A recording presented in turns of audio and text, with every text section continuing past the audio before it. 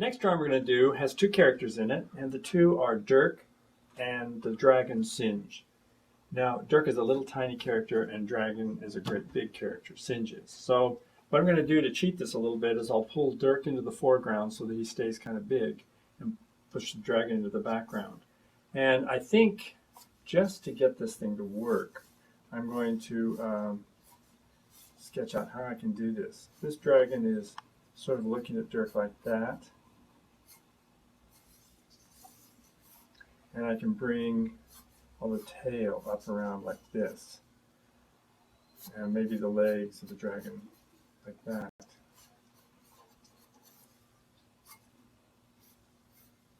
So I think that's going to work. So the dragon, what I just told you, I think is really relevant here. What's the dragon doing? Is he excited? Is he angry? Does he want to get Dirk? All of that becomes really relevant. So I get a dragon that's going to be kind of that big. So Dirk, if I turn him around and put our back to us, we're not going to see him too much. But what I could do is have him, he's just made a swing at the dragon, and he's really in the foreground up here. So I'll put his head there, maybe arms like this. There's his sword. And so I want to do it in action, because somehow the action always looks better rather than just standing there. And we'll say he has just swung the sword like that, but the dragon had stepped back and it missed. So that gives me an idea of what the picture is going to look like. Right now I've got this down in this corner, so it looks like we're going to probably have to take the little seal and put it over in this corner, but I think it'll work.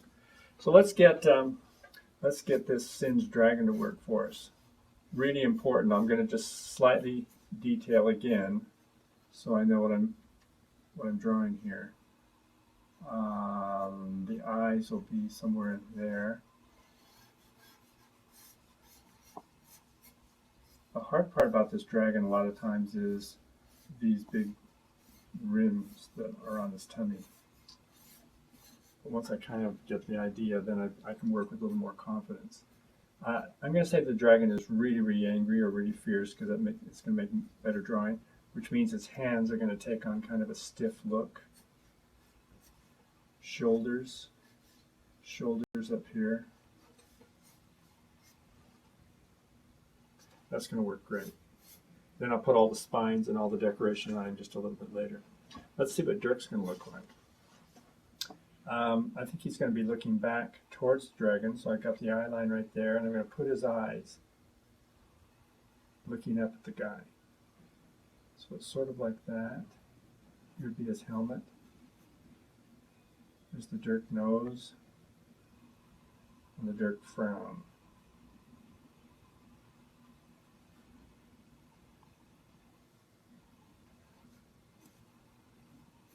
That works.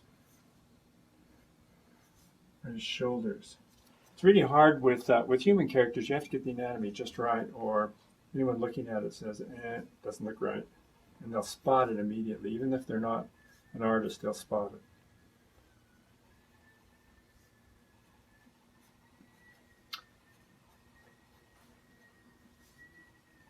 So it'll be something like this. So far I'm fairly confident. I'm going to be careful of the little skirt, not to put it on too soon, because he's in motion. When a character is in motion, all the what we call the secondary action things, which would be things like cloth or hair or tails or anything like that, all of those things move according to what the character is doing. So I'm not going to put this on him yet. I'll just wait, and I'll know just what to do later on, but right now I don't know. Okay, so that gives me an idea how Dirk is going to look.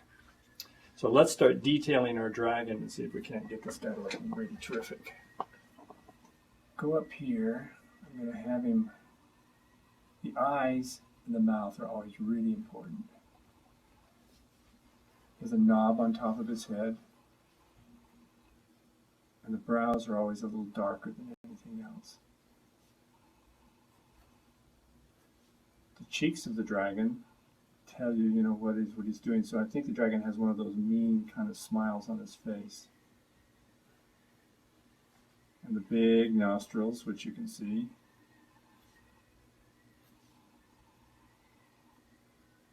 we were first learning how to draw this dragon, everybody had a lot of fun with it because we hadn't a clue. No one knows what a dragon really looks like, you know, unless you look at the kimono dragons, and you just don't know. So you have to make something up. So we stuck right on his bottom of his chin these two great big warts with these little growths that come out of them. And we went up at the top of his head, on the knot on top of his head, and did the same thing, so that he has these appendages that come out of his head. And it made him really interesting. Then we thought, well, why not put sort of like out of the same point right here, we're going to put these big fan-like things on his cheeks, which are like fins. And he suddenly got very interesting. And what we use these for is whenever he looked like he had a burst of adrenaline, these things would open up and these would straighten out so that it gave us little appendages that gave him expression. We thought we were so clever in those days. Now I give him the regular dragon tongue right now rather than having him just spit the fire. So now let's head into the back of the dragon. He has all these really great looking spines on his back, which drive animators crazy. But they're also part of his charm. And if you go up here like this, you have to start putting all these little lines. Now these things tell you what the perspective of the dragon is. Since it looks like we're kind of upshot, I like to kind of change the direction and make them go up, so that we look like we're looking up underneath him, which I think helps. Now he's also a very strong guy, so you want to give him, you know, all the musculature that he needs to be a dragon, and also a little detail that I'm going to get more into later on. So he has all these little warts all over him.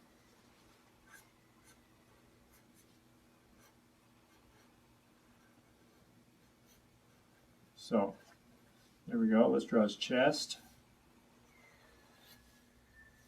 On the chest, I'm going to continue these.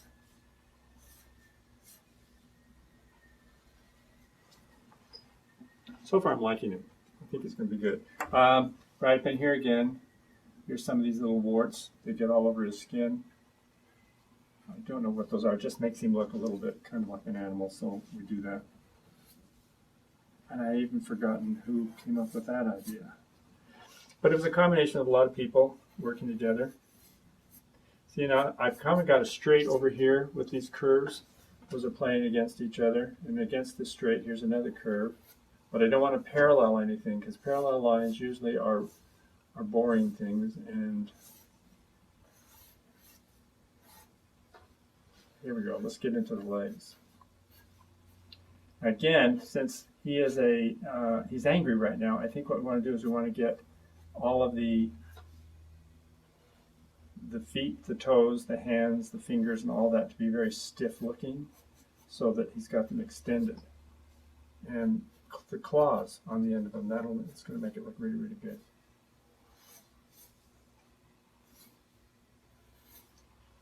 All right.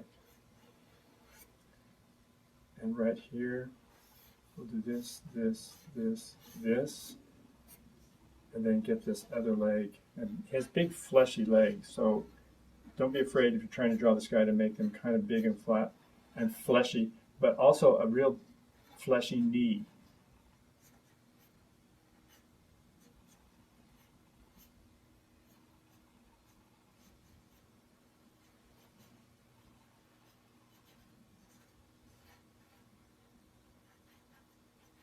There we go. And then on the spines, we won't see all the spines on the back of him. You'll see some over on this side. And then they pick up once again when you see the top of his tail. And they're not all the way down. I've chosen to put them partially down, and then there's a little smooth part where maybe some have fallen off, and then there's a few more, and then there's a few more. And I'm using this tail to draw attention to Dirk, who's out here in the open. So this is going like this. It's leading you right to look at Dirk. There's the bottom of his tail, a few more spines, not too many. It's what you leave out sometimes that makes it look good. Okay, let's do the other hand up here. This is claws. It's almost a human-looking hand, but not.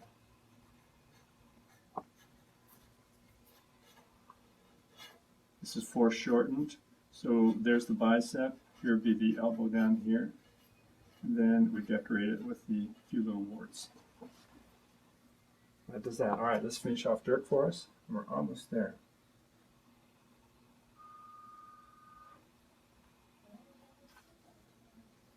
There we go. Dirk is actually really fun to draw. And once you get the hang of him, I always enjoy doing this.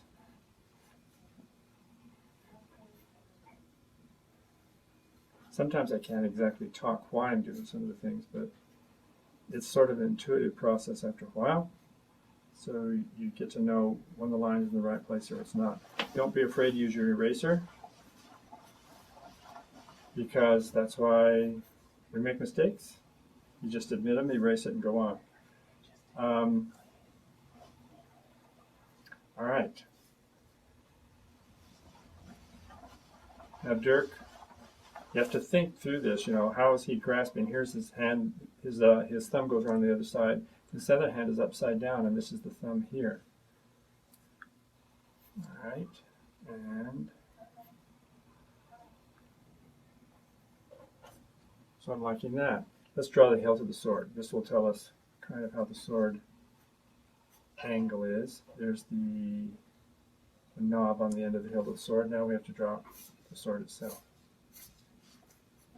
And there we are.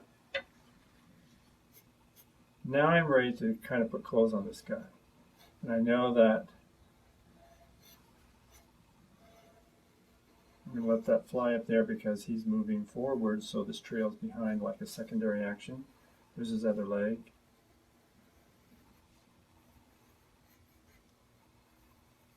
If it looks like at any time you don't like the way you've drawn this, just erase, and as long as you're drawing with a fairly soft pencil, you don't have a problem because you haven't grooved the paper. He has big, big legs down to him, almost no ankles at all. And no one knows why he has no ankles. We're just accepted. So there's your Dirk. Now the last thing to stick in, of course, is these lines, speed lines that indicate the swing that he just took. And a little bit of a shadow will put him on the ground. And there you have Dirk and Singe. Okie doke.